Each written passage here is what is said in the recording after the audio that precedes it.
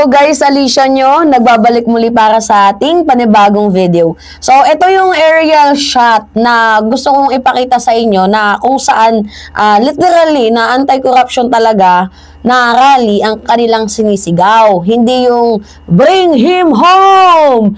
Ipalit si Sara Duterte bilang presidente!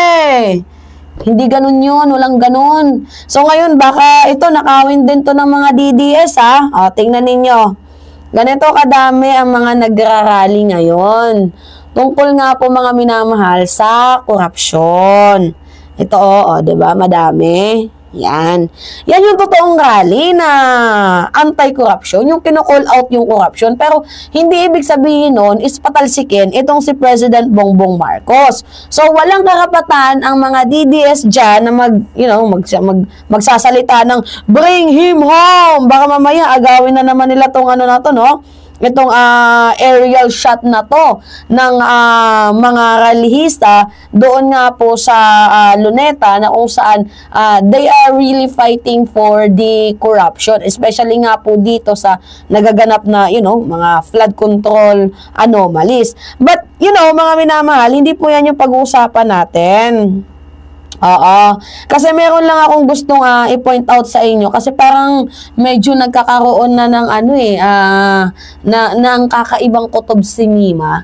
Kasi 'di ba nung imagine nyo nung natanggal itong si House Speaker Martin Romualdez, parang political smear yung ginawa sa kanya, talagang back job, 'di ba? Para pahinain itong si President Bongbong Marcos.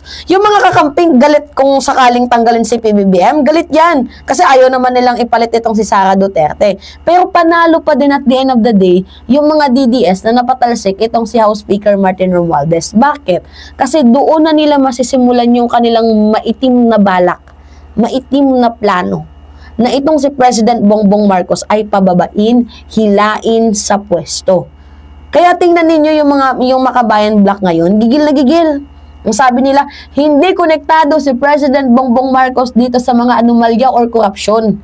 Ang kanilang tinutukoy lang dito, they are against for corruption, pero hindi nila specifically tina-target si PBBM na bumagsak, bumaba. Kasi walang papalit na iba dyan kundi si Sara Duterte, diba? Kaya nga, itong si House Speaker Martin Romualdez ay bumaba, medyo nagkaroon ako ng konting lungkot at kurot. Kasi pwedeng magawa ng paraan na itong si President Bongbong Marcos ay matanggal ng mga DDS sa pwesto. Kung may mga DDS pa, 'di ba, mga minamahal? Alam niyo, sa totoo lang, wala naman talagang sapat na ebidensya dito kay House Speaker Martin Romualdez sa mga allegation na sinasabi nila na may issue daw sa flood control. Wala namang sapat na ebidensya 'Di ba? Walang testigo, walang dokumento. Kumbaga sa madaling sabi, walang maayos na katotohanan. 'Di ba? Yung kanyang mga bintang. Kumbaga, this is the kind of demolition job para dito kay House Speaker Martin Romualdez. And sadly, madaming nagpagamit, 'di ba? Para magalit dito kay House Speaker Martin Romualdez at maging haligi para matanggal itong si House Speaker. Tingnan ninyo yung mga diskaya, 'di ba? Even the diskaya said it na walang kinalaman or they tawag dito, they did not tawag dito mga minamal, hindi nila na-i-drag, hindi nila dinidrag si House Speaker Martin Romualdez dito nga po sa issue ng flood control kasi wala naman silang direct na connection, hindi nila kilala. So sa madaling sabi, malinis sa parte na yun itong si House Speaker.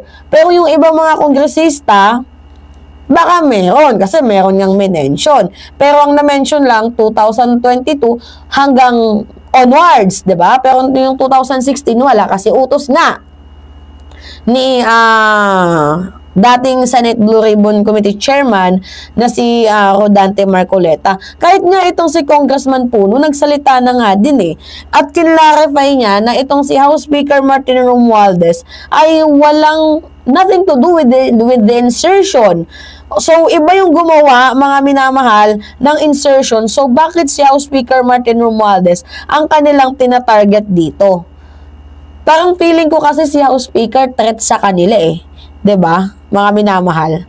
O, kanino? Kanino siya threat? Sa mga nag-aambisyon sa 2028. Diba?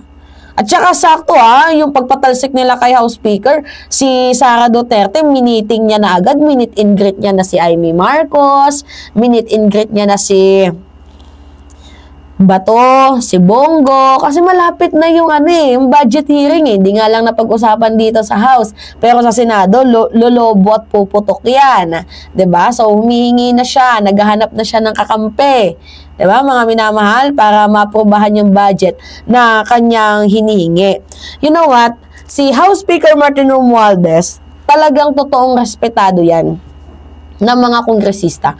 Kahit magbotohan ngayon, iboboto ng mga kongresista bilang Speaker of the House ulit, itong si House Speaker Martin Romualdez. Bakit? Si House Speaker ang bait sa mga kongresista. Binubusog niya nga ng akap yan, ng tupad, ng AX, lahat binubusog niya. 'Di ba?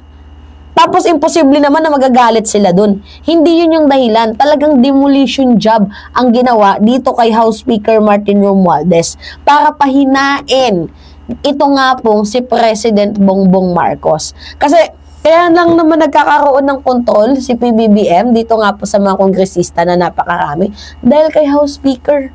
Si House Speaker nagtatrabaho ng maayos, 3 taon, walang issue.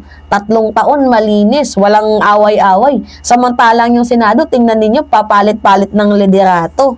'Di ba? So, familiar yung tactics ng mga DDS na to. Kumbaga, against lang sila kay House Speaker, pero wala naman silang maibigay na specific reason. Wala din naman silang documents. At hindi din naman nila kaya patunayan yung involvement ni House Speaker Martin Romualdez dito nga po sa mga anomalya na sinasabi nila, this is just purely demolition job. And you know what? Kung ano yung pinakakinakatakot ni Mima, pagdating ng panahon na, 'di ba, ngayon iba na yung leadership, iba na yung Speaker of the House. 'Di ba? Ang kinakatakot ko dito, what if maimpluwensyahan nila yung panibagong speaker at maghanap ng rego doon sa loob ng Kongreso para patalsikin itong si President Bongbong Marcos. Alam niyo yung tunay na agenda dito, mga minamahal, to destroy Martin Romualdez and to weaken President Bongbong Marcos. I am afraid of that. Natatakot ako sa eksenang ganap na yan. Nadarating yung panahon na yan. Kaya ingatan natin ang ating presidente. Kung ayaw nyong kung gusto nyong maupo si Sara Duterte, sige. Rally kayo dito ng ganyan-ganyan, sirain yung House Speaker, uupo si Sara, babalik tayo sa AGK. Gusto nyo ng ganon? Diba? Hindi. So, alagaan, ingatan, mahalin, 'di ba? Respetuhin natin si President Bongbong Marcos. Yun lamang po, mga minamahal. Anyway, it's me again, Alicia nyo. Nagbabalik muli para sa ating panibagong video. Maraming salamat at ingat, mga kababayan.